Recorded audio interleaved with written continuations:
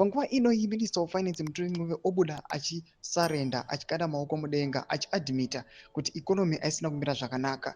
Vakomana vafeila kuimplementa mapolicies anoita kuti nyika yeZimbabwe irambe ichiendera kumberi.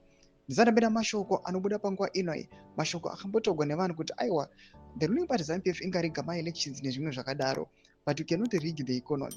Economy inonyatsa kukolapsa zvinoonekwa nemunhu wese nokuti ibva wasubscriber paya ubva walike woturn on the bell icon. Timira on the news day anobuda chiti the government has admitted that companies in Zimbabwe make more money on the wrong side of the law than when complying with it, exposing a regulatory system that punishes honesty and rewards evasion, even as it vows to aggressively expand the tax base. Last week's official announcement by the Zimbabwe National Statistics Agency that the informal sector has grown by 16.1% percentage points to 76.1 shows that the formal space is fast shrinking.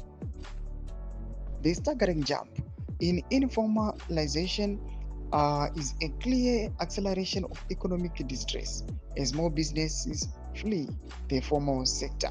Ndomba shikari kubuda panguva ine kuri kuonekwa kunzi aiwa mabhizimusi mazhinji panguva ine ari kuonekwa kunzi vakomana vari kuteedzera mutemo chaicho vachiita sezvinoda mutemo panguva ine kuri kuonekwa kunzi hapana kwavari kuenda, vari kuinikira malosses. Muri kuona mashoko mahombe makaita sana OK Zimbabwe, mukatarisa vamwe vakaita sana Richards nemamwe anozikamwa atisingazokwanisi kuzotaura, ese panguva ine zvinyatsobuda pachena kuti those anoonekwa anyatsokumbula nemutemo panguva ino ari kuonekwa kunzi aiwa they are struggling, but anoonekwa kunzi ma-informal sectors panguva ino kuri kuonekwa kunzi vari kunyatsokuita zvinhu zvavo zvichifamba, zviri kunyatsoratidza kuti ikonomi yenyika yeZimbabwe panguva ino haina kumira zvakanaka. And panguva ino kuchionekwa kunzi vana Mthuli Ncube vanoonekwa vakomana ve-economic development panguva ino ndo vanosara vane mhosva vachionekwa kunzi aiwa havasi kunyatsa kuita basa ravo nomazvo.